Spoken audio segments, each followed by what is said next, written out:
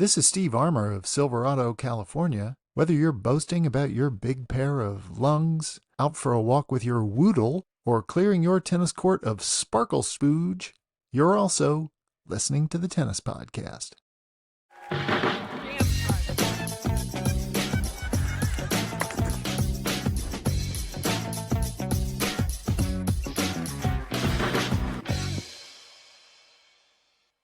Hello and welcome to the Tennis Podcast, introduced absolutely beautifully there by long-time listener and supporter and all-around excellent human being, Steve Armour. Some little in-jokes in there from Steve that some of you will enjoy. Some will have gone over people's heads, but that's fine. I loved it. So thank you, Steve, very much for that wonderful introduction to today's show. I am looking forward to this show very much indeed. The meat of the China swing has reached its conclusion. Shanghai and Wuhan coming to pretty extraordinary ends yesterday.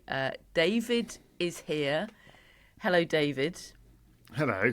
Yeah, they did come to quite extraordinary conclusions, didn't they? And actually I ended up having the loveliest time watching all of it. The last few days of both tournaments I thought were fabulous.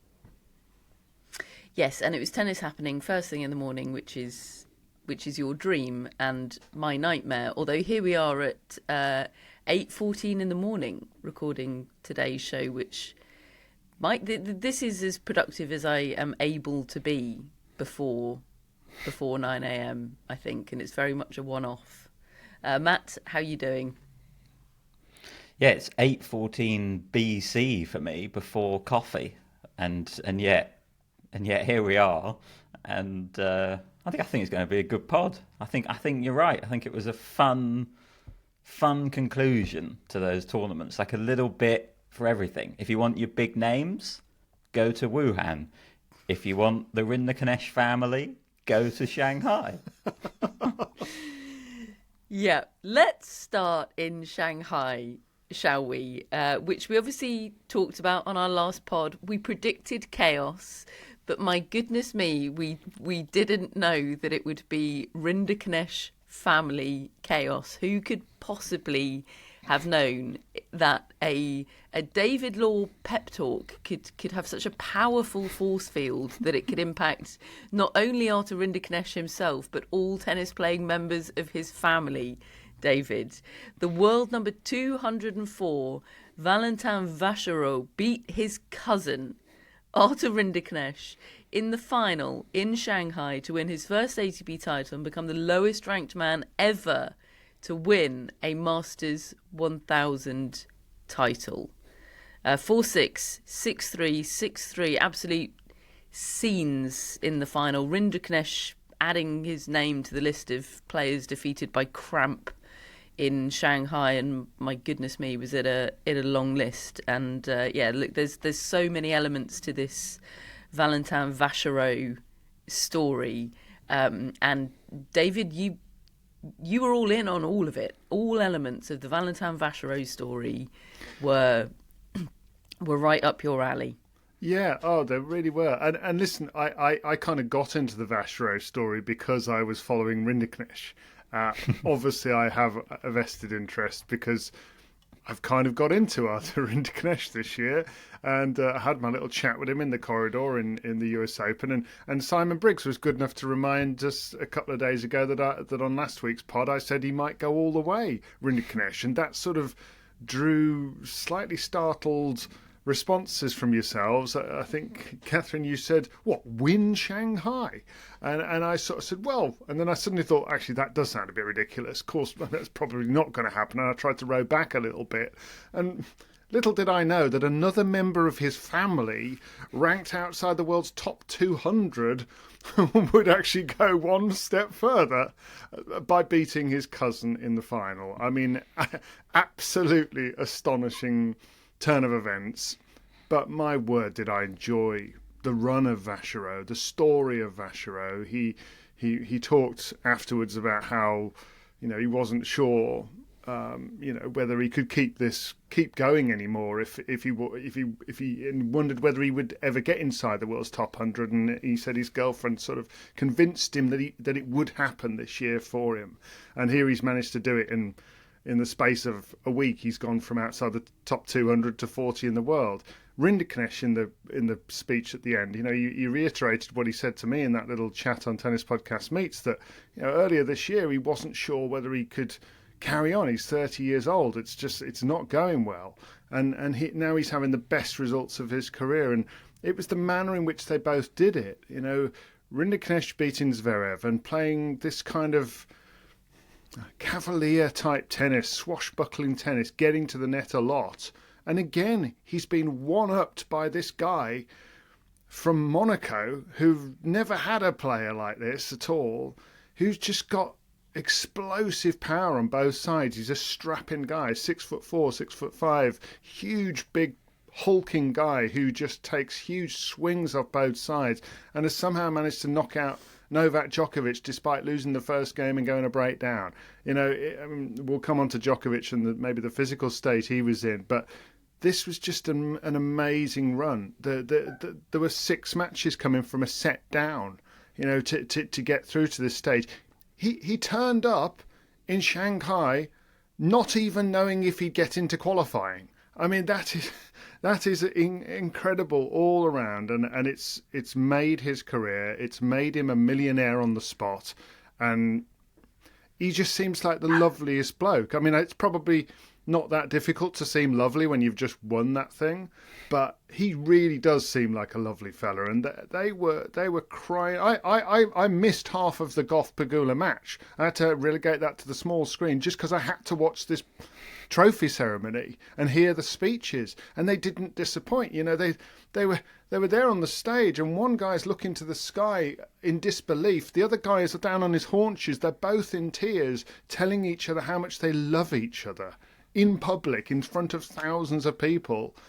And then Rinderknech starts to cramp and falls off the stage having cramp in his leg. And the cameras had to do a sort of instant cutaway just in case he was really seriously ill. It was the most dramatic. I mean, thankfully, he just had cramp. And the ATP trainer, fair play to him, managed to get out there and sort him out, put him on a chair. But my word, what a dramatic scene and an amazing end to the tournament. Have we ever seen a medical timeout during a trophy ceremony before? The closest we've seen is probably when Nadal played Djokovic, and they kind of had to give each other chairs. Mm. But I've never seen an ATP physio have to attend the scene before. And I really enjoyed Vacherot's response. It was the most family-esque response, just to sort of look at him and basically just laugh at him, like he'll be all right. Sibling coded, wasn't it? Very sibling coded, yeah. And look, I think we probably need to hold our hands up here. Valentin Vacherot was not somebody that was on our radar at all. I'm not sure he was on any radar. This is not some young up-and-comer whose card was marked as a potential future talent. Watch out for this guy, keep an eye on his results. We knew him, we knew his name only as a wild card into Monte Carlo. That was how we knew him, because he's a Monegasque, right? We thought he was the token local wild card into Monte Carlo.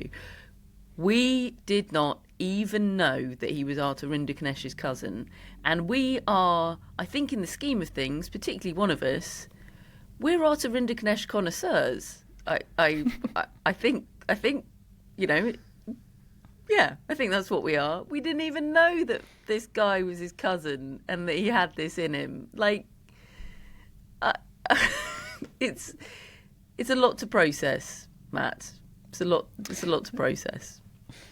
Yeah, and when I was thinking about it, I think it kind of was almost that element that made me think it was like such a special week, because we've had family matches before in tennis. We've had the McEnroe brothers play each other on the men's side. I think that was the last time that there'd been like an all-family final on the men's side back in the early 90s there. And obviously we had Venus and Serena. Like, the most incredible sporting story that there is, pretty much, those two being at the top of the sport for so long.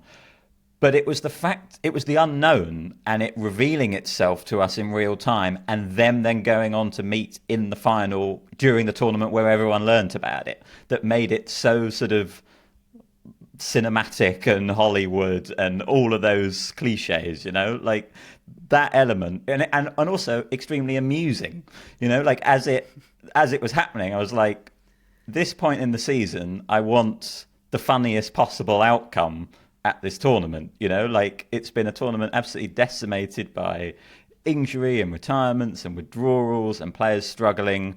How can we get some fun out of this tournament? And it was clear that it was the Vacherot-Rinderknech path, the collision course. And then to get it, on semi-finals day, we had them going up against Djokovic and Medvedev, and you're thinking, okay, neither Djokovic or Medvedev are at their peak right now, but you would still expect them to end up in the final against each other. And no, it was the magic of the Vacherot-Rinderknech story. And yeah, it was a real how can you not be romantic about tennis week, wasn't it? Like so their mothers are sisters. Also Vacherot's coach is his half brother and the nephew of Rinderknech's mother, so there's another connection there. And there were just so many moments where you had these real, just beautiful family moments, whether it be Vacherot coming on court after Rinderknech had won his semi-final and giving Rinderknech a big hug when they both knew they were going to be in the final, the fact they warmed up together the morning of the final, the thing that Vacherot wrote on the camera after he'd won, saying Grandma and Grandpa would be proud. Just lovely, lovely moments the whole way through. And yeah, hands up, I did not have any idea that Vacherot could play tennis like that. He'd won one tour level match prior to this, as you said, in Monte Carlo. And the extraordinary thing, David's kind of mentioned it, the tennis he played from a set down all week. To win 6 matches from a set down, including a couple in qualifying, and one of those he was 2 points away from defeat.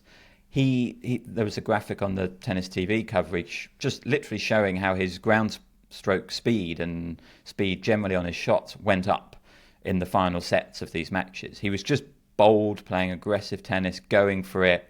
The final set he played against Rinderknech was unbelievable. I know Rinderknech was really struggling physically, but Vacherot did not miss a ball, really, the entire set. He was superb. So yeah, just a really incredible week, and kind of a reminder that, as kind of Vacherot said himself, things can change so quickly in tennis, right? Like not normally to this extreme. This is crazy, but it really does sometimes just take a week, a spark, a couple of matches or two, and you can change your career, and that's what Vacherot's done. He's inside the top 50. He's going to be playing on the tour now rather than the Challenger Tour, entering tournaments that he hasn't had a chance to enter before. And yeah, kind of live the dream is what he's going to get to do off the back of this week, and like just crazily special. And will he be able to continue the dream, David? Like, oh, you went there. I know. Look, it's okay if he doesn't. Right it's guy. okay. It's okay if it was just one romantic, cinematic week. It doesn't need to mean anything, but I am intrigued to know if it means something, because this was a unique set of circumstances in Shanghai, wasn't it? Some players not there, a lot of players falling by the wayside because the conditions were so crippling, and an incredibly slow tennis court that these two dealt with incredibly. Like the amount of entertainment in their tennis on that court was so impressive. Like at the start of the week in Shanghai, I was worried that there wasn't going to be any particularly fun tennis to watch, and it was all going to feel like death by 1,000 cuts because it was so impossible to hit winners. But that court actually kind of drew the magician out of both Vacherot and Rinderknech, and they created something really, really fun But is this a week or a 12-day period in isolation, David?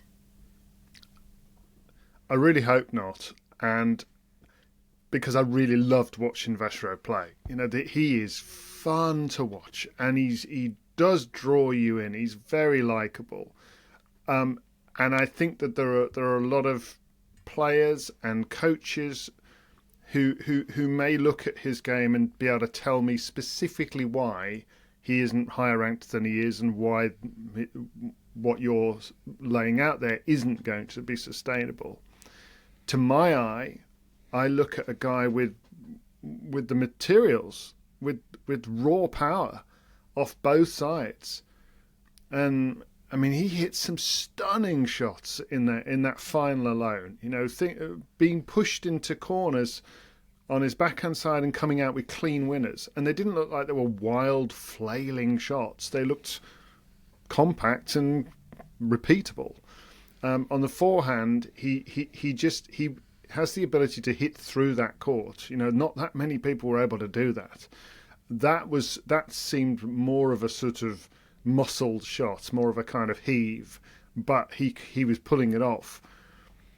I don't see why he can't cope in the sort of ranking level that he's now at. Really, just based on what I've seen. Now I realise he's maybe just had the week of his life, and a lot of them like could have gone the other way if he'd have just lost a couple of points here and there, and we may never have been having this conversation. That just shows how wafer thin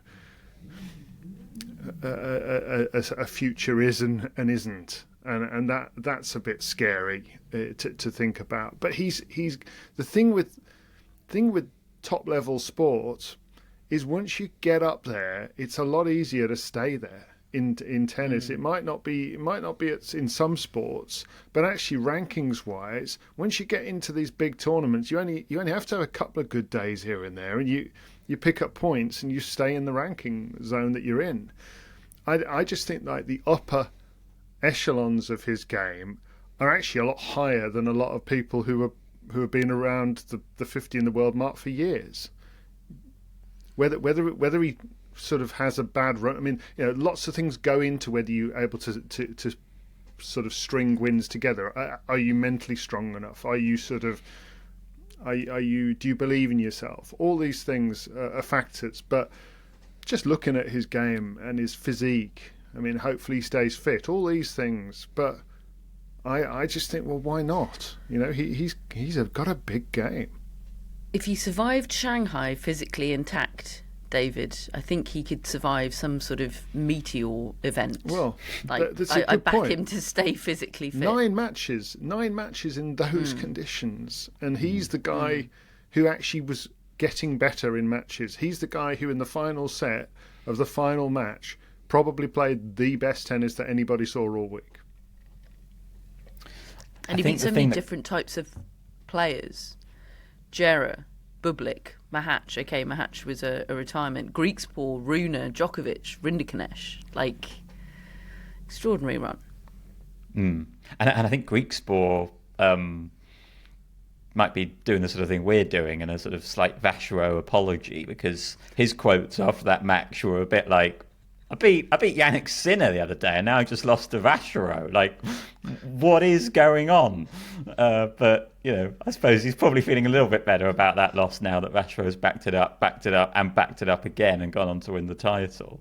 I think the thing for me is that kind of what we've said before about like young players, and they only you only get that chance to be young player for a very short period, and that's something that's so sort of special about being a young player. You can use that in a way. I almost feel like Vacherot is gonna lose that underdog status that he had this week, that I think was absolutely underpinning everything that he did. There was a sort of just snowball effect of underdog, really. Like, you're going from one match into another, like everyone was kind of underestimating him, thinking, okay, this will be the round where the run stops, and yet he just kept it going. And I think being catapulted into that ranking spot that he's in now literally having won a Masters 1000 title, I don't think people are going to be necessarily expecting him to sort of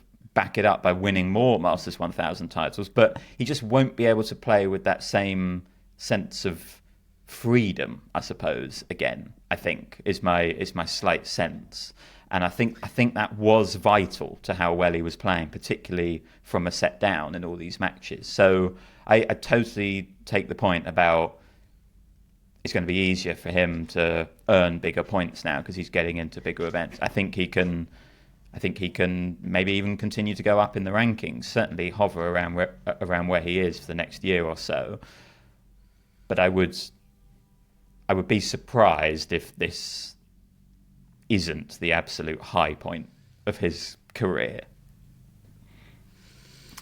Similar question, but this time about Arthur Rinderknech, whose situation here is very, very different, because this is the continuation. Okay, it's a very, very high peak in terms of the trend, but it's a continuation of a trend for Rinderknech of becoming a consistent, credible top 40, now top 30 player. I think he's up to 28 in the world.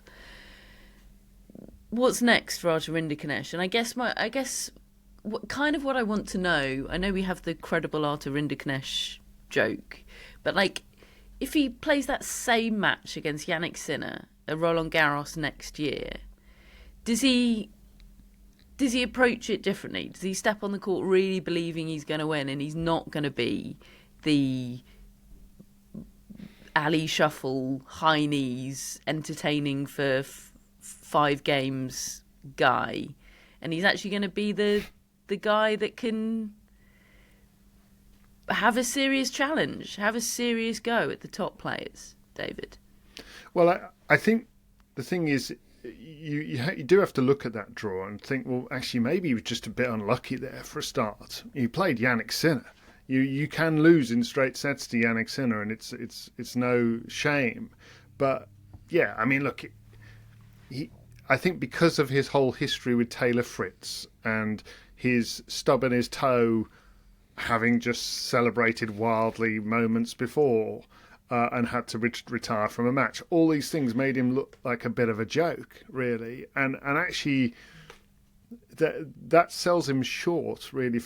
He's a very serious character about his tennis. You know, he wants to be free on a court. I think he likes those celebrations, but he sees them as almost a means to an end to try to free him up and play that loose kind of tennis.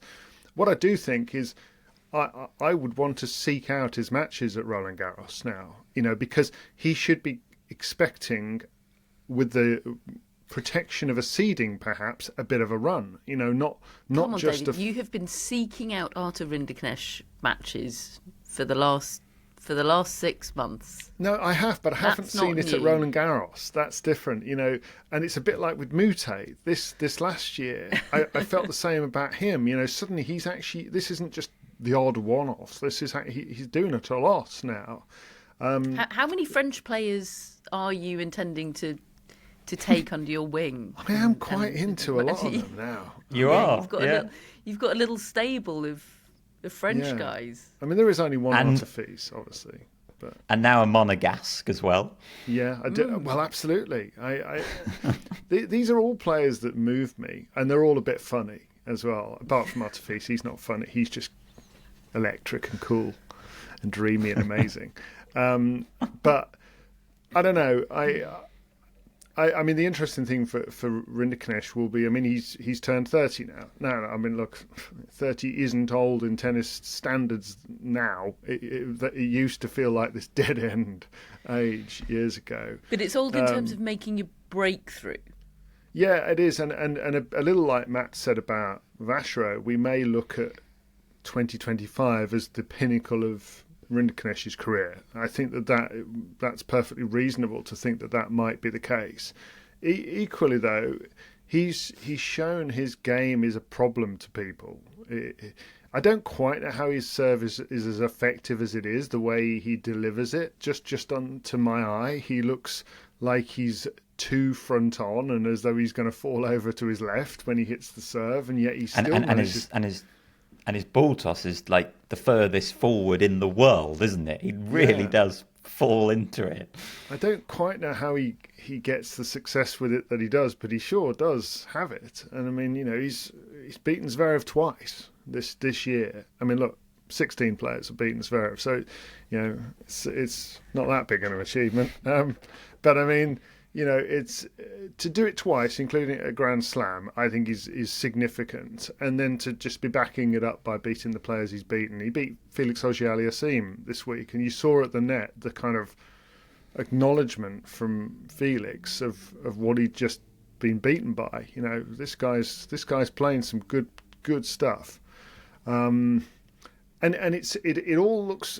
I think it takes players by surprise because they just get a bit ambushed by the accuracy and power of the serve, and then he's come into the net quite a lot. I think that's a good move. I don't think he's a great volleyer. He doesn't look like a great volleyer to me, but he's a big guy. He's tall. He's rangy. He's coming in on good ground strokes, and he's there, and he's a problem.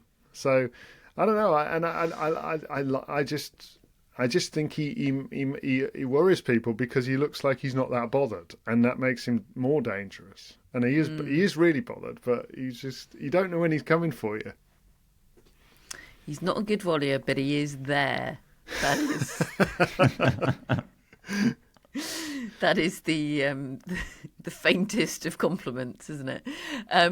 Should we talk about Novak? Well, a few of the various victims of the Rinderknech family along the way in Shanghai, starting with Novak Djokovic, who was beaten in the semis in straight sets by eventual champion Vacherot.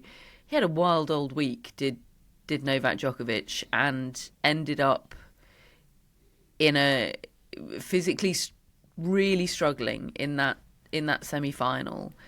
And which you can look at two ways. A lot of people were physically struggling last week in Shanghai. Just add Novak Djokovic's name to the list. Looked at another way. He's 38 years old. This is part of a trend of seeing Novak Djokovic exit tournaments looking like a 38-year-old. Where do we stand on where Novak Djokovic is at after last week, Matt?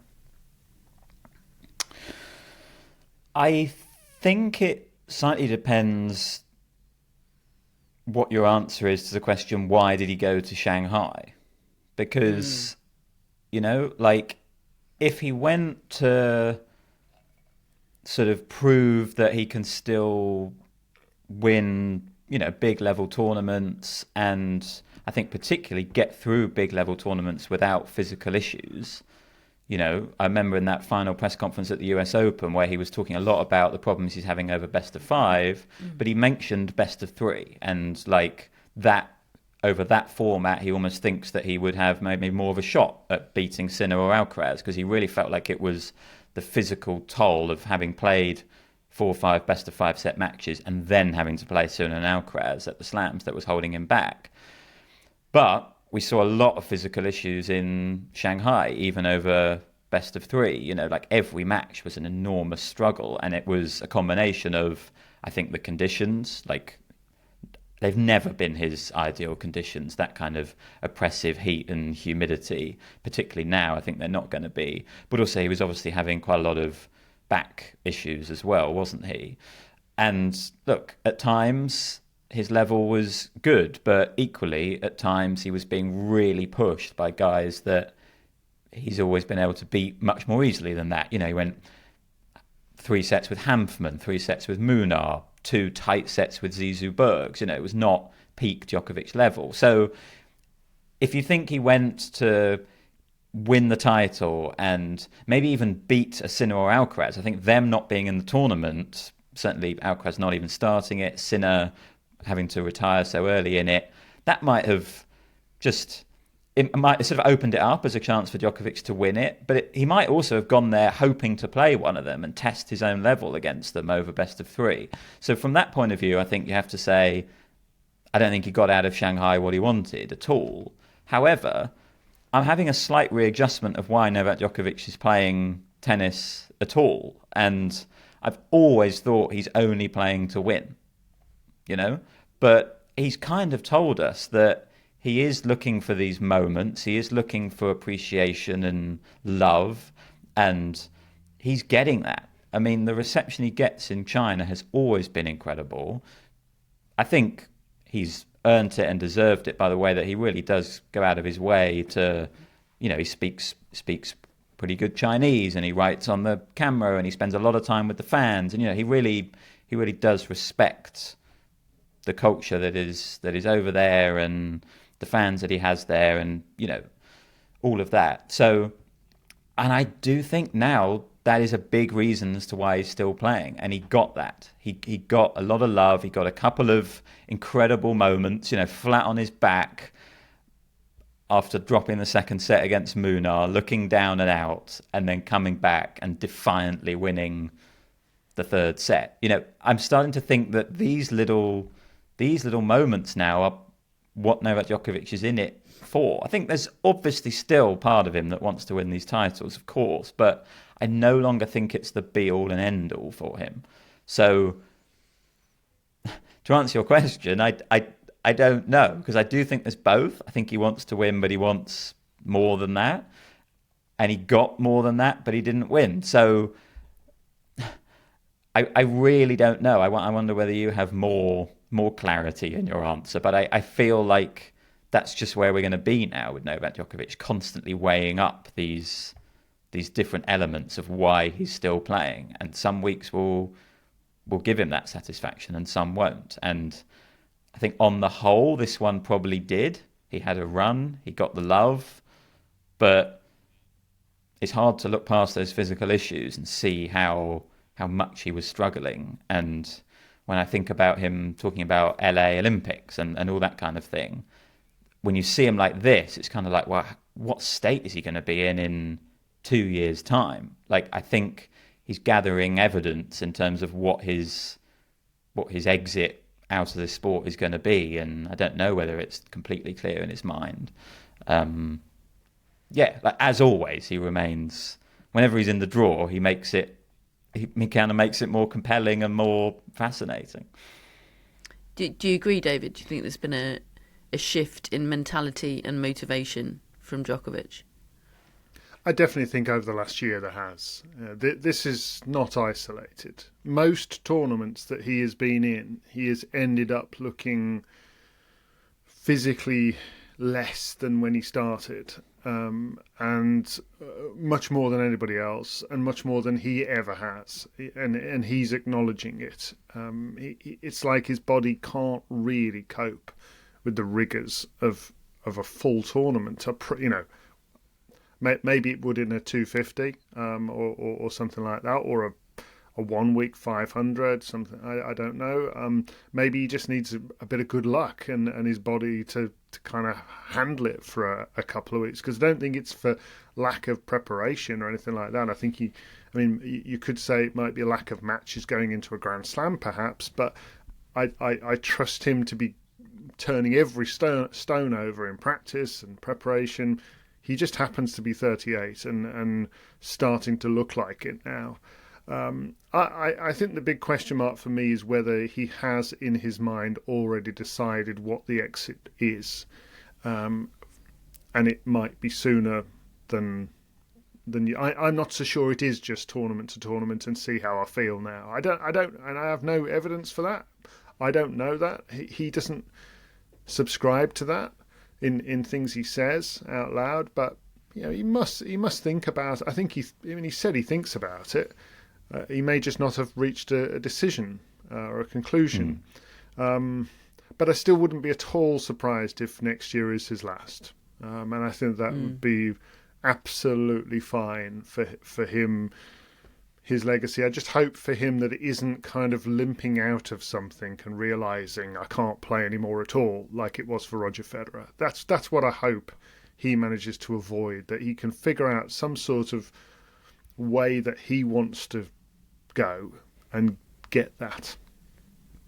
Yeah, I think I expect next year to be his last. What exactly that looks like. I don't know, but I think I do expect 2026 to be the end of the road for Novak Djokovic. And maybe he's thinking, okay, well, if I do a farewell tour next year, does that tour go beyond the Grand Slam season? You know, maybe he's thinking this is my last chance to play Shanghai, and that was his motivation for being there this year. It's certainly very possible, I think. I could imagine it being Wimbledon, personally, because I think he really does want to play one more Wimbledon, and I just have a feeling that might be what happens, that he decides that's the perfect note. Just before we move on to Wuhan, I feel like we should touch upon the Daniil Medvedev show in Shanghai. Matt, you said what you want at this time of year is funny. I feel like Daniil Medvedev has been delivering that, and in particular his matches with Lerner Tien, which is my favourite new weird rivalry in ATP tennis. They played the match of the week, I think, last week. I loved Medvedev Tien, even though it felt like a sequel to the Hunger Games. It kind of had a little bit of everything. And as much as Medvedev is delivering fun, he also does seem to be delivering some of his best tennis in a very, very long time. Yeah, I mean, sequel to the Hunger Games, sequel to their match in Beijing the week before, where, you know, it felt like the scriptwriters only had one script for that, and that is Medvedev to go up a set and look to be like he's going to win it, and then start cramping dramatically, and for Tien to get back in the match. But this time Medvedev did manage to get over the cramps. He didn't have to retire, and actually an incredible display of resilience, I think, to win that match in 3 sets the way he did, and then play a really good match, I thought, against de Minaur. You know, there were elements there of absolute vintage Medvedev. You know, de Minaur simply unable to get the ball past him, and then Medvedev able to sort of turn the tables and hit big winners up the line. You know, really good Medvedev elements in that match. He's not back by any stretch of the imagination. You know, like the serve, for one, is still nowhere near as good as it was when he was at his peak, and he is having more physical issues. I know it was, you know, extreme in Shanghai, but, you know, even in that de Minaur match, it looked like he was hanging on and struggling even in a straight sets win. But it's good signs. You know, there were times where I thought maybe the Thomas Johansson coaching partnership might be over at the end of that TN match, considering the volume of abuse that was going his way. And then he gets the win and he plays that match against de Minaur, and I think, oh, it's healthy. It's never been better in the Johansson Medvedev coaching partnership. You know, like it was really swinging one way and then another. Kind of, that was the Medvedev experience all week. But yeah, like, good to at least have him back, getting to the latter stages of big tournaments. Again, whether he can continue that, let's see. But I think we saw kind of the value of Medvedev in a week like this, where I thought he was extremely compelling viewing. And yeah, the TN Medvedev little rivalry there is, oh, give me more of their matches. Like, two players who construct points and struggle to hit winners cleanly, but use their minds in such an interesting way. And you know that Medvedev really rates Tien. You know, in that interview afterwards, he was massively talking him up. He basically said he can't serve. His serve's rubbish, he basically said. But from the back of the court, he is one of the very, very best players in the world. And I think anyone who's watched Tien would probably agree with that assessment. So, yeah, more of them playing against each other, please. More of Tien generally, and hopefully more of Medvedev looking a bit more like his old self. I know David's quite into the Johansson-Medvedev partnership. I'm intrigued by it, and I've always liked Thomas Johansson. I got to know him similar vintage. I was on the tour when he was on the tour, And I think he's a shrewd guy, but he's just got that really down to earth, deadpan Swedish kind of, I'm not going to listen to any of this nonsense. I'm just going to crack on with my job attitude, you know. He did a great job of just putting his head down and just saying, "Come on, you know, serve out wide, you know, watch for the slider." You know, and he wasn't rising to any of it, and it felt like Medvedev was trying to challenge him, trying to bait him, provoke him into a reaction. And I've never really, I think probably McEnroe might be some similar, but I don't think I've come across many like Medvedev who's able to go from, I think, being really rude and obnoxious actually to umpires and to his coaches, and actually makes me thoroughly dislike him, and then a couple of minutes later be talking in his on-court interview, kind of owning every bit of it, but giving a really detailed analysis of what's just happened and why, and he's utterly compelling and likable. How he manages that and kind of then turns me around, it's quite something.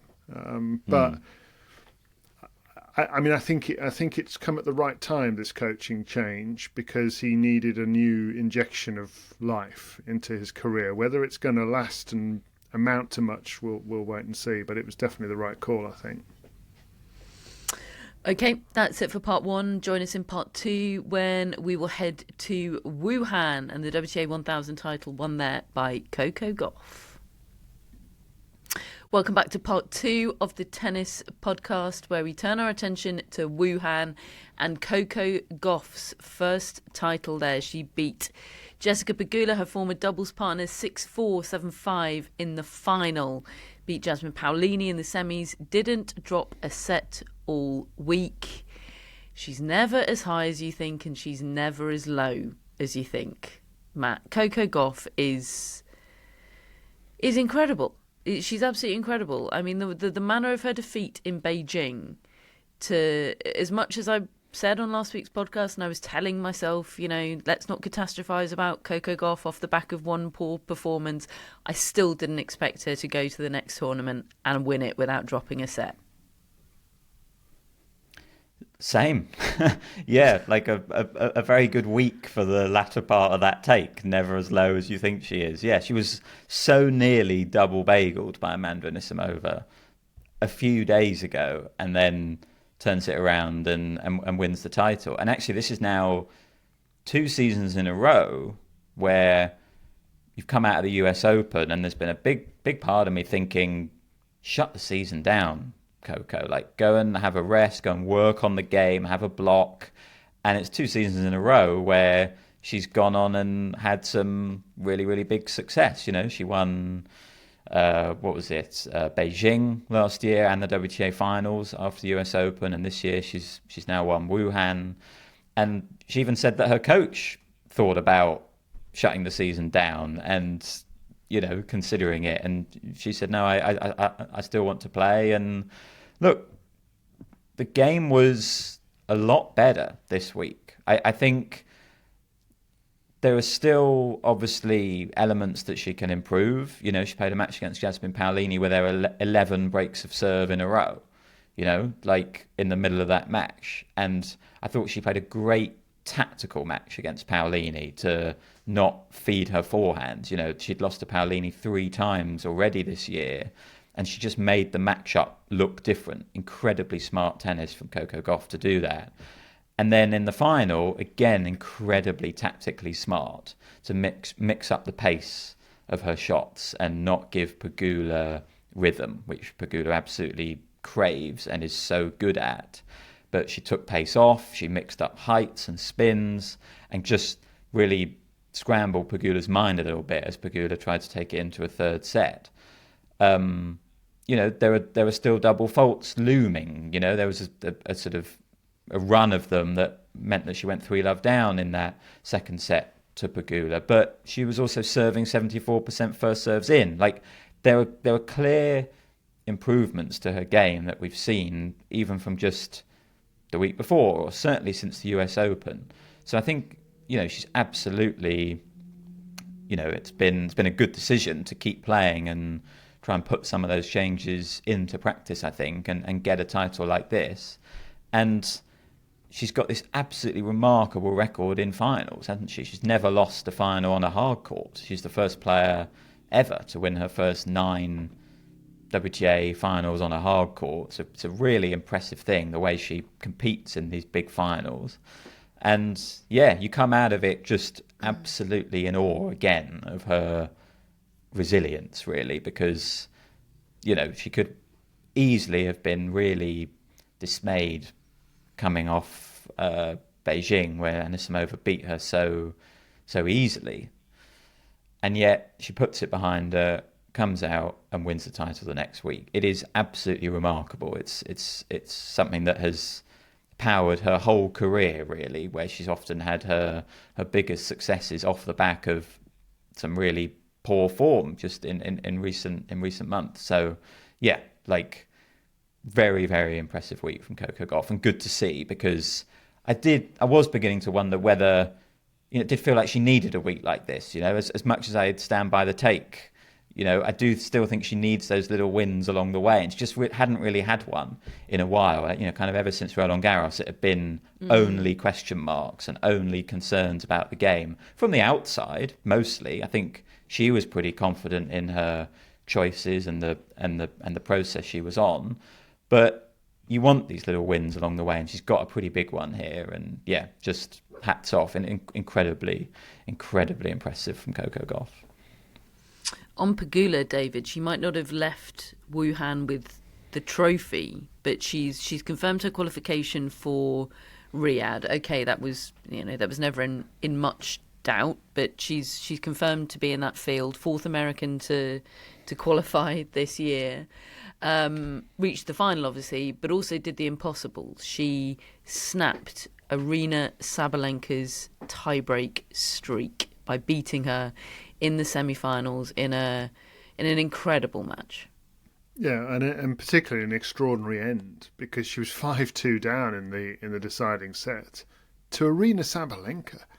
To turn around a match like that, I'm not sure whether to be more shocked at Sabalenka letting that go, or more impressed that Pegula turned it around. I mean, I suppose I'm both. In the end of the day, I certainly don't want to take anything away from Pegula, because I really feel like she stepped up to Sabalenka. She challenged her. She took play away from her. She has a brilliant way of retaliating in rallies, does Pegula. I think she's great at staying in them, reading where balls are going, and then she tries to sting you with her own shots if she can get half a yard sort of thing to swing.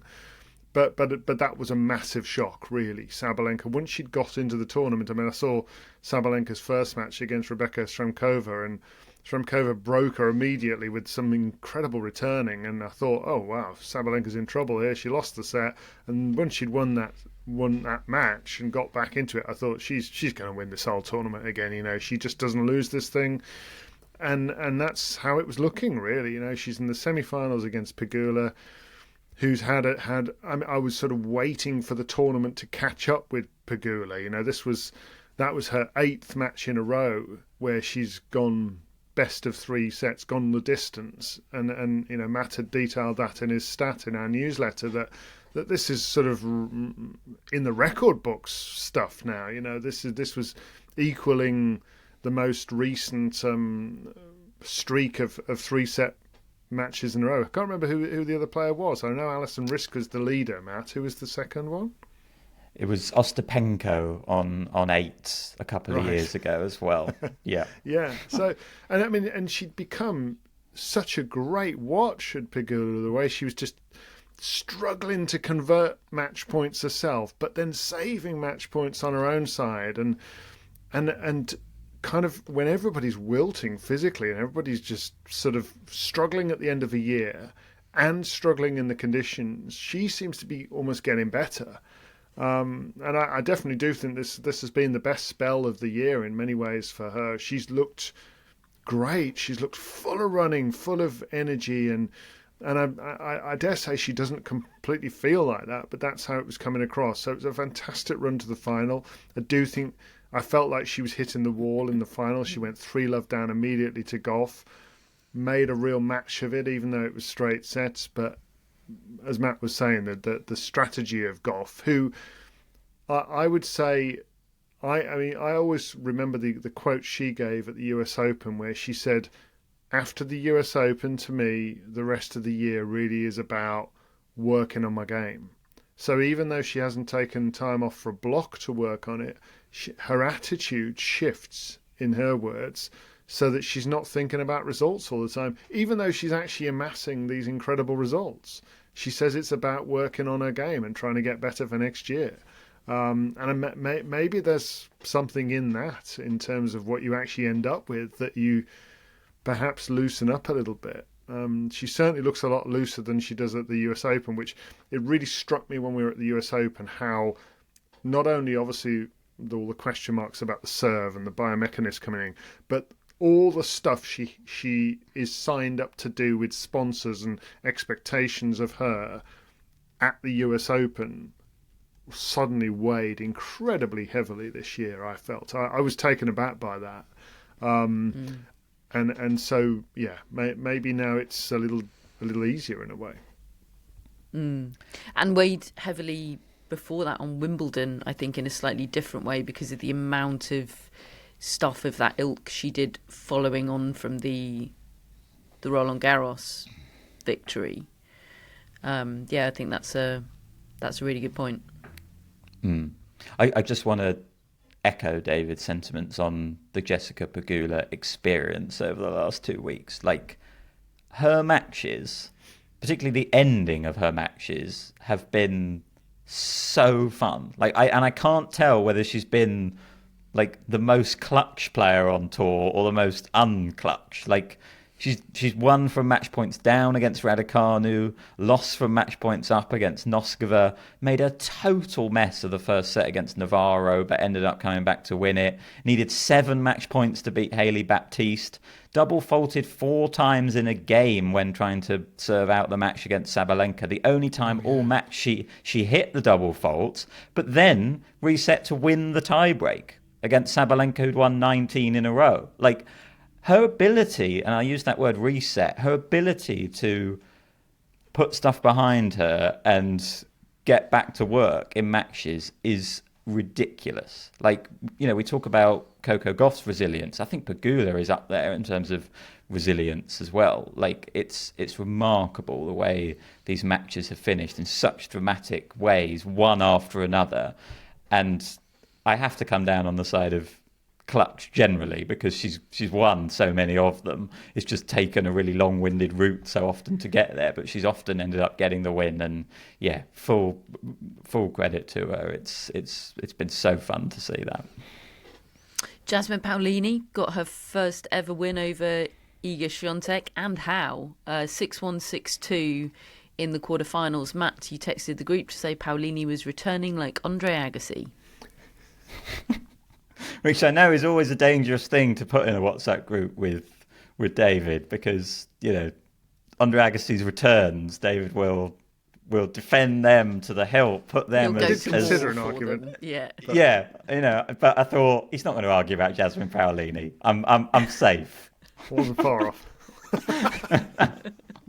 And look, Andre Agassi was doing it against Goran Ivanisevic's serve on a slick, fast grass court at Wimbledon. But what I meant was just the devastating impact, and Paolini was just taking Swiatek's serve apart in a way that I'd never seen her do before. I'd seen other players do it, but I'd not seen Paolini do it. And her numbers generally in that match were incredible. 15 winners, only 3 unforced errors. She was playing bold, risky tennis, but not making errors off it. It was like a perfect Paolini performance. She was so good. I think Swiatek looks pretty exhausted, to be honest, and like she needs the end of the season. So I wouldn't draw too many conclusions about her performance, really. I think it's likely that some of your worst habits are going to come out at this time of year when you're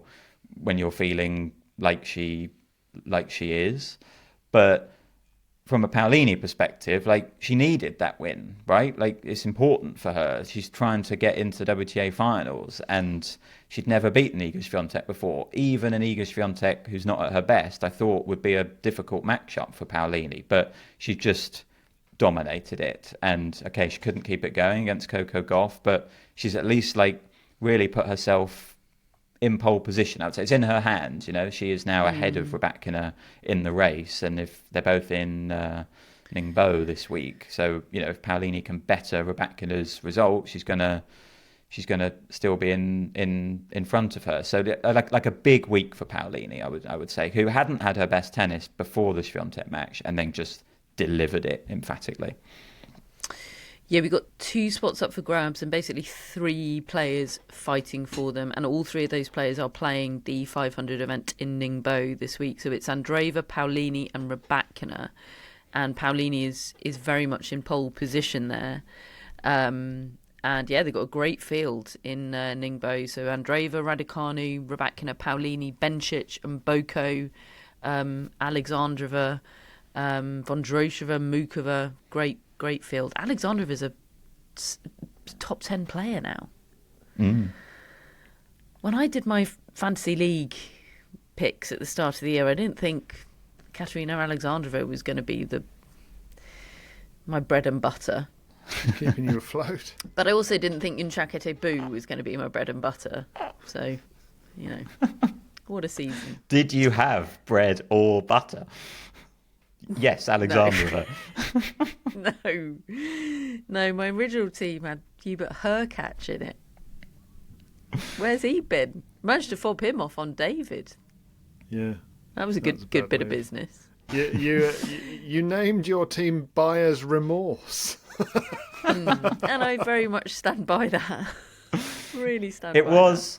It was like 2:00 in the morning, wasn't it? In It was 2:00 in the morning, and I was also hosting the. Oh yeah, that was the other excuse. The draft. It was a savage match. Yeah, I really fumbled. It was terrible for me. It was a real low. I had a real crisis of confidence afterwards. Anyway, it was a learning experience. As I recall it, mid auction, you were sort of really doubting yourself all the way through it. I've always thought of myself as quite a good multitasker, but I don't know, under the heavy microscope of a draft, I crumbled, David, and ended up with Hubert Hurkacz and Ekaterina Alexandrova, although accidentally that was a great pick. So here we are. Folks, that is it for part 2. Join us in part 3 when we'll cover some bits and bobs of news, including important 1 Point Slam news. Welcome back to part 3 of the tennis podcast, where before we get on to the section that I'm busting to talk about, pertaining to the revamped 1 Point Slam, some more serious bits of news. Jack Draper has hired Jamie Delgado as his new head coach. He will continue to work with James Trotman, who's been his very, very long-standing coach and has remained a part of the team even when other coaches have come on board. Obviously, Wayne Ferreira, most notably, for a short period last year. But Jamie Delgado will be the primary coach by the sounds of things. He will cover the majority of weeks on tour. And James Trotman will continue to be there, but in a slightly more backseat role. What was your reaction to this news, David? Well, I do think James Trotman's a very good coach, and they've done really well together. I don't know the circumstances behind that, but I do rate Jamie Delgado. I think he's a good bloke. I think he's proved that he can work with several different players now, and he did a solid job with Andy Murray at different stages of his career. He was there for a long time. That gave him a good grounding at the very top level. He saw things, I think, at the top level that really stand you in good stead for informing other players what it takes. And I think Denis Shapovalov made an enormous mistake by not continuing with that relationship and really investing in Jamie Delgado for the long run, because he got an immediate return, as it turned out, with a run at the Australian Open. Grigor Dimitrov then picked up Delgado and really has had some amazing results the last 2 or 3 years. I think absolutely maximised his game, helped him maximise his game. I know also Danny Valverde was involved there too. But just looking at the work of Dimitrov, he finally kind of figured out what he should be doing, I think. And Delgado was a big part of that. I think he understands tennis. I think he understands. When I sometimes say I'm talking from a layperson's point of view, that I'll often go to Jamie and he'll sort of back it up. He'll back up what I'm seeing with my eyes with the specifics. And I would have thought he will understand Jack's game very quickly. He will understand how it hurts people. And there's always the question mark of how to manage Jack to try to help him stay fit, which is not something a coach alone can do. They need a team of people, but there will be a similarly common sense approach, I think, that Delgado will provide, as will have happened under James Trotman, and at a higher level with more people in the past. He's also happy to go all in, Delgado, isn't he, and be there as many weeks as you need him for. Yeah, which I think can be quite a big deal. That's often not the case with the very top, the high level coaches. It's a bit of a negotiation of how many weeks they're prepared to be on the road. So that'll be interesting to see in 2026. We've also had the news that the ITIA has introduced a support program for players navigating integrity investigations. So that's anti-corruption and anti-doping investigations. This is a trial scheme which is starting immediately, and it introduces support initiatives for anyone involved in an ITIA investigation, including financial assistance to test products, confidential third-party counselling, and free legal support. So a review of this trial will happen at the end of 2026. The CEO of the ITIA, Karen Morehouse, said anyone who finds themselves part of either an anti-doping or anti-corruption investigation deserves the opportunity to defend or explain themselves, and we recognise the process can come at both a financial and emotional cost. No player picks up a tennis racket as a child with any motivation other than playing the game. Individuals find themselves in these situations for a lot of reasons, and so no matter what those reasons are and where the case ends up, they also deserve someone to talk to. This is kind of it's basically legal aid, this. But in a tennis setting, and does seem to be, although it's not explicitly referenced there, a direct response to some high-profile cases. You've got the Tara Moore case, which dragged on for a very, very long time, and she's been very outspoken about the toll that took and her own personal inability she felt to be able to properly defend herself in that time. And also you've got the Yannick Sinner case, where everything seems to have been above board, but he obviously has tremendous resource available to him to be able to defend himself and get access to every possible bit of leniency or loophole or whatever you want to call it, get the best possible treatment, because that is what you hire people to do for you. If you've got the resource to do it, everybody would. So this, on the face of it, practically how it all works out, we don't know. We'll find out at the end of 2026. But as a headline, David, this seems like a really good thing. Yeah, I'm happy that this is happening. I do think, goodness, how deep are the pockets here for the cases that could come up, the number of cases, and given the Tara Moore example, just how long it's taken and how expensive it would have been. But look, I'm happy that something is changing in this situation, because it doesn't feel right that you just don't have a chance if of defending yourself particularly if you are innocent, because you don't have those resources. Yeah, you don't want finance and resource to be the determining factor in justice. Nobody wants that. The sport doesn't want that. Okay, that'd be an interesting one to follow. Now, the big 1 Point Slam news. It's had a makeover, folks. I'm nervous. I'm really nervous. It didn't need a glow up. It was well, it wasn't quite perfect, but it was a beautiful, beautiful thing, and maybe it will continue to be. Maybe it will get more beautiful. I'm wary of not doing what I originally did with the 1 Point Slam, which was write it off, and then it turned out to be the absolute light of my life. This could be the same, but I am anxious. They've announced this week, Tennis Australia, that the winner of this year's 1 Point Slam will earn $1 million Australian dollars. There's a new format. It means that there are 10 amateurs competing and 22 professionals. This year it was 16 and 16. And Craig Tiley has confirmed that Carlos Alcaraz will play.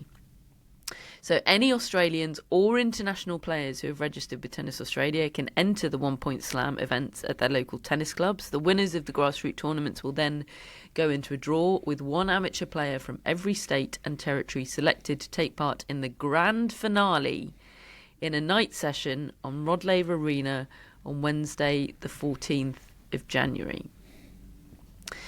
Now, I can't believe I'm about to say this, because I would have thought that there is no event in tennis that could not be enhanced by the participation of Carlos Alcaraz.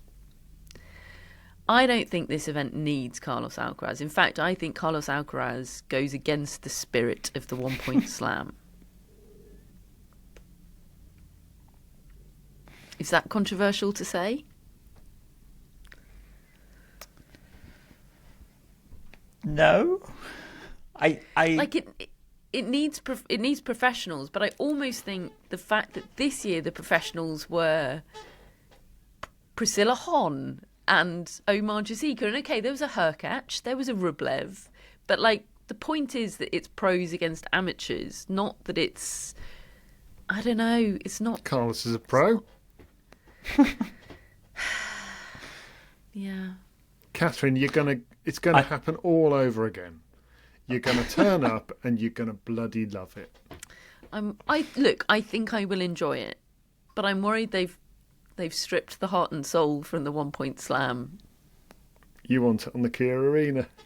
I want it on the Kia Arena. I want Paul. We all remember Paul.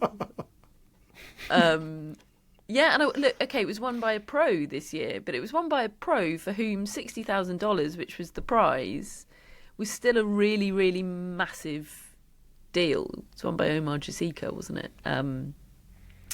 I don't know. I know I'll be into it. I'll love it. But I feel very protective of... It's my favourite event of the year. I feel very protective of it. And I just don't think it needed a revamp. It was such a beautiful thing. All it needed was the finessing of the coin toss situation. It needed less faff. Yeah, it needed less faff. I fear faff, isn't it? It's going to get more faff. Yeah. Well, I think this is Craig Tiley's response to the US Open mixed doubles. It is. Yeah. I think that's the reason that they've gone so big now on the 1 Point Slam. Like, I think they've seen what the US Open did in terms of hosting a big event in the lead up with top players, and they've thought, we want some of that. They've seen what it did to Catherine Whitaker. But it did that to me because Paul was the star of the 1 Point Slam 2025, not Paul Carlos again? Alcaraz. I don't remember who Paul is or was. I sent you a video of Paul. I know. Mere days ago, David, with timestamps. Paul was the that took the 1 point slam by storm. Didn't quite win it, but he did take out a couple of pros along the way. Had a swashbuckling wide serve. Paul is the point of the 1 point slam, not Carlos Alcaraz, is what I'm trying to say. There's still 10 potential Pauls. Paul should be the star. I would feel better if it was even number of amateurs and pros again. I don't like that discrepancy. It's got a little bit of, I suppose we will have to invite Andrea Vavasori to the mixed doubles to it, isn't it? Yeah. Right. Yeah. That's I mean, I suppose they will say that by doing this local club grassroots stuff, they're trying to reach out to the amateur players and get people participating that way. But my response would be great, but let's have equal numbers on the actual Rod Laver Arena for the finale. I don't see why you can't even that up. Hurkacz playing 1 point. That's just absolutely not the point. No. What makes you think Hurkacz is in this? Because he was in it last year. He was the big draw last year. Yeah, he was. Yeah, him and Rublev were the big names, weren't they? You think he's not going to get the call up again, David? No. Like Matt says, I think this is their mixed doubles, so they're going to get as big a names as possible, and they're going to make it as glitzy as they can. But it's still amateurs coming in for 1 point against them. I think it's going to be great. Okay. I hope so. Thank you for your reassurance, David. It's very important to me that the 1 point slam remains the light of my life. Well, I mean, you can go. I think there's an event also on the Monday, Catherine, involving just the amateurs. It's some sort of qualifying thing to get to the night session event on the Wednesday. And I'm pretty sure you might already be in Melbourne. Yep, so that's my Monday sorted. You've got to be there. Yeah. Great. Brilliant. This week, while I twiddle my thumbs, just counting down to the 1 point slam, what have we got to entertain us this week? Talked about Ningbo, the WTA 500 event. We've also got a WTA 250 event in Osaka, where Naomi Osaka is the top seed. You've got Linda Noskova there as the second seed. She must be absolutely exhausted, Noskova. We've got that tournament. I was watching a bit of that this morning. That's a throwback event in terms of the court colours. You know, like most courts now are blue. This one is green. It's like watching tennis from David's time. Obviously, it's still David's time, but David's favourite time. Good rescue. Yeah, good save, Matt. What I'm saying is, I couldn't see the ball.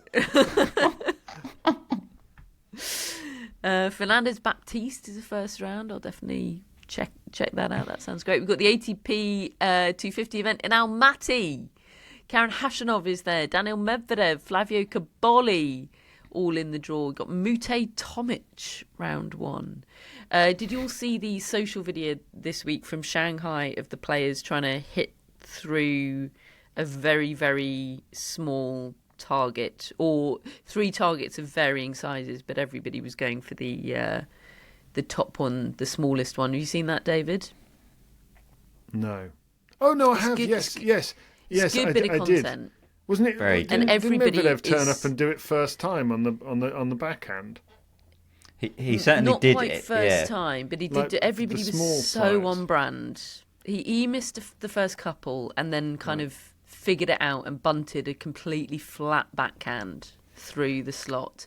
Lerner TM did it. Figured it out. Yeah, he looped. He plopped a topspin forehand through the slot. Flavio Cobolli just sort of flailed a bunch of shots at the target and then just did sort of very extravagant gestures towards the target when they didn't go in.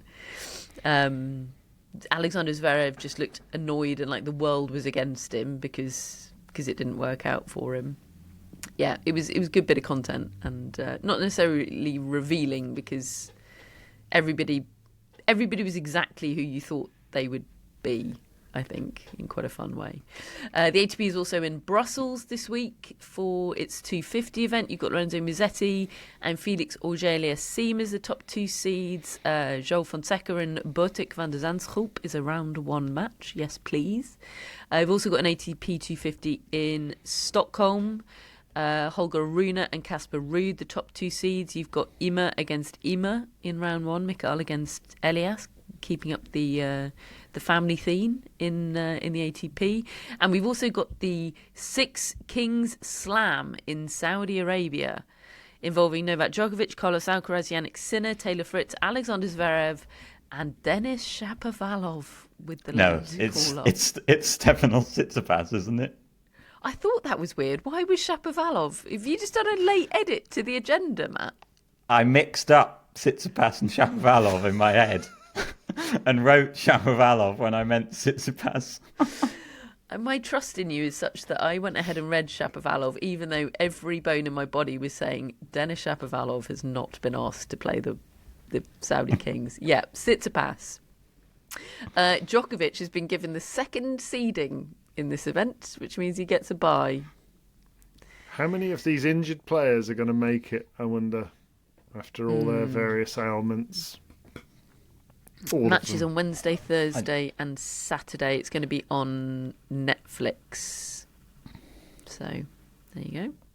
By the way, what a wild thing a tennis season is. João Fonseca is now lower ranked than Valentin Vacherot. He's the guy we should have been bigging up. Yeah, he's going to win the predictions really are a fool's game, aren't they? Yeah. What about us? We are back on Monday with our next show to talk about all of that. We also have a Friends show, a Q&A show live on Friday night this week. What fun. A Friday night live show. Disco David will be out. Yep. Disco David making a comeback. So if you're a friend of the pod, that'll be live on Friday on YouTube. It'll be available as a podcast as well. If you'd like to become a friend, then the link, of course, is in our show notes. We have a mascot for today's show. In fact, we have 2. These mascots are from lovely, lovely Carol Ray, long-time listener, supporter, all-around wonderful person, has been to our live shows before, and she submits today Dobby and Stray. Now, we've had Stray as a mascot before, I think several times before, actually. Yes, Carol says you've met Stray a few times before on the tennis podcast, so I thought I'd introduce Dobby. Dobby came to my daughter in March as a rescue from North Macedonia. He was billed as a Jack Russell, but a doggy DNA test since shows there's no terrier in him, but some Pekingese, some Chihuahua, and 5% wolf. That's incredible. Dobby is a pretty perfect little dog. He loves people, food, and my daughter Eliza. He adores Stray and follows her everywhere. They enjoy digging huge holes in the lawn together, and Dobby can take or leave a tennis ball, but Stray makes up for that, sometimes travelling with 2 in her mouth. And we've got an absolutely adorable picture here of Dobby and Stray together, curled up on a sort of plushy thing, definitely being friends. And yeah, Carol sent me a message on Instagram actually when Dobby was added to the family, and it was all just very wholesome, lovely time. So I'm very happy for Carol and the family and Dobby and Stray, who look like they're the very best of friends, which is my absolute favourite thing. So thank you, Carol. We, of course, have our mascots, Phoebe, Maisie and Roger. Hello to you. We have our top folks and executive producers, Greg, Chris and Jeff. Let's have some shout-outs, Matt. We have Marion and Martina from Mainz, Germany.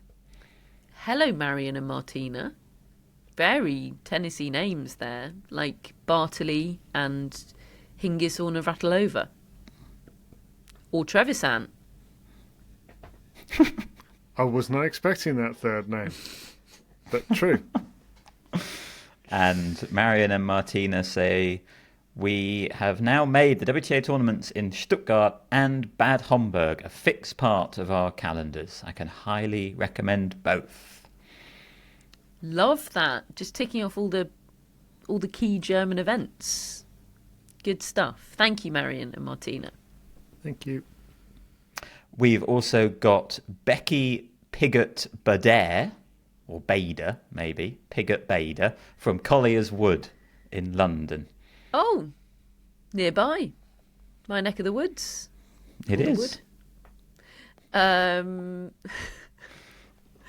Becky. And like Rebecca this Marino? is... I don't know if she goes by the name Becky, to be honest. It's a good shout, though. And this is a present. A shout-out is a present from Becky's husband, Jimmy. Oh, lovely. Jimmy. Like Connors. Well, that's a very Tennessee name. Becky actually isn't a very Tennessee name, is it? I think we might need a a bit of Pam help or Becky, Cindy Emerson help. But Becky, or maybe Jimmy, has come up with Becky Vest. Oh. An American player in the 70s, had a second-round ceiling in the slams, but is apparently the only Mississippi-born and raised female player to make the main draw at Roland Garros, Wimbledon, and the US Open.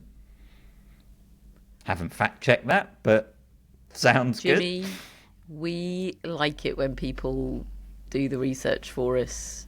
We salute you. Thank you very much. Jimmy has done you proud there, Becky. And finally, we have Andrew Greenhoff from Bristol. Hello, Andrew.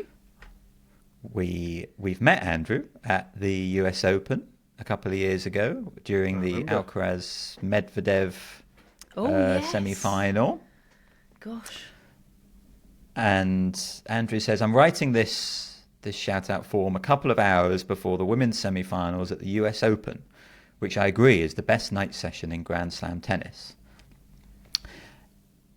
I'd intended to be there this year, but sadly my mother passed away in the middle of last month, so plans have understandably had to change. And instead of being at Arthur Ashe Stadium tonight, I've been getting some sleep in ahead of attempting to pull off an all-nighter watching Sabalenka Pegula and the much-anticipated tennis podcast Derby, Osaka versus Anisimova.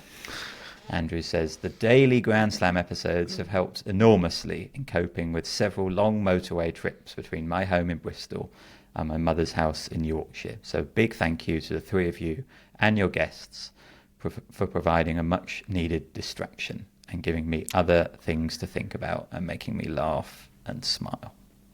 Oh, Andrew, thank you for that. I'm sorry you lost your mum. Thank you. Thank you for listening to the pod and taking some comfort from it. That's extremely lovely for us to hear. Yeah, hope you're doing well. Andrew, like Andrew Barron Murray.